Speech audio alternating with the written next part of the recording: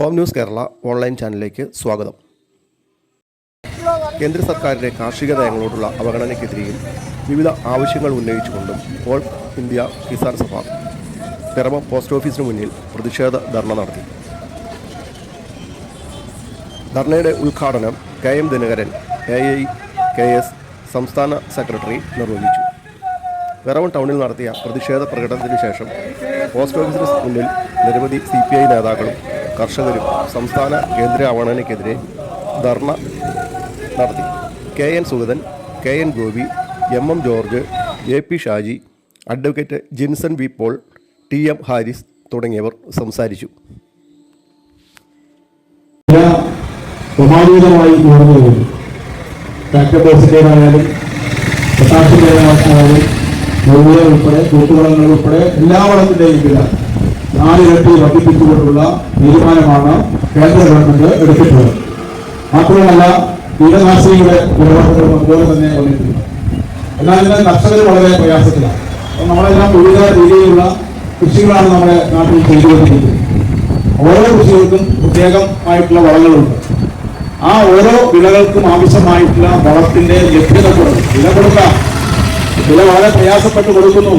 എന്നാൽ കർഷകന് ആവശ്യമുള്ള വളങ്ങൾ യഥാസമയം ലഭിക്കുന്നില്ല എന്നതാണ് ഏറ്റവും ഗൗരവമായ പ്രശ്നം. അതിന് അടിയന്തരമായി പരിഹാരം ഉണ്ടാകണം.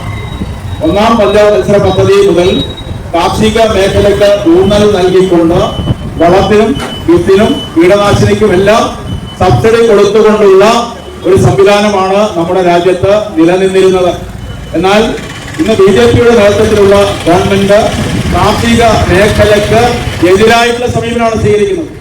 ഞാൻ ഓർക്കുകയാണ് 2014 നടന്ന തെരഞ്ഞെടുപ്പ്. ആ 2014 പാർലമെന്റ് തെരഞ്ഞെടുപ്പ് സമയത്ത് അന്ന് പറഞ്ഞൊരു കാര്യം ഞാൻ ഓർക്കുകയാണ്. 2004 ഇടതുപക്ഷ ജനാധിപത്യ മുന്നണിയുടെ പിന്തുണയോടുകൂടി UPA ഗവൺമെന്റ്, മൻമോഹൻ സിംഗിന്റെ നേതൃത്വത്തിലുള്ള ഗവൺമെന്റ് അധികാരത്തിൽ വന്ന സമയത്ത് കാർഷിക മേഖലയിലെ പ്രധാനപ്പെട്ട വിഷയങ്ങൾ ഉന്നയിച്ചുകൊണ്ട് കർഷകരുടെ ആത്മഹത്യ ഒരു സാമൂഹ്യ വിപത്തായി മാറുന്നു. നിരവധി ആളുകൾ കടക്കണിയിൽ അകപ്പെട്ട് ആത്മഹത്യ ചെയ്യുന്നു. കർഷക ആത്മഹത്യ അത് അവസാനിപ്പിക്കാൻ കഴിയുന്ന തരത്തിൽ കാർഷിക മേഖലയിലെ പ്രശ്നങ്ങൾ പഠിച്ച് അത് ഗവൺമെന്റിന്റെ മുമ്പാകെ അവതരിപ്പിക്കാൻ കഴിയുന്ന ഒരു സംവിധാനം ഉണ്ടാകണമെന്ന് ആവശ്യപ്പെട്ടിരുന്നു. അതിന്റെ ഭാഗമായിട്ടാണ് നടപ്പിലാക്കിയ ആ 4 കർഷക വിരുദ്ധ നിയമങ്ങളും ഇന്ത്യൻ പാർലമെന്റിന്റെ സാധാരണ സമ്മേളനം വിളിച്ചു ചേർത്ത് ആ നയങ്ങൾ പിൻവലിക്കുവാനും രാജ്യത്തെ ജനങ്ങളോട് മാപ്പ് പറയുവാനും ഇന്ത്യയുടെ പ്രധാനമന്ത്രിക്ക് തയ്യാറാകേണ്ടി വന്നുവെങ്കിൽ രാജ്യത്തെ കർഷക പ്രസ്ഥാനങ്ങളും ബഹുജന പ്രസ്ഥാനങ്ങളും നടത്തിയ ആ സമരത്തിന്റെ പശ്ചാത്തലത്തിലായിരുന്നു.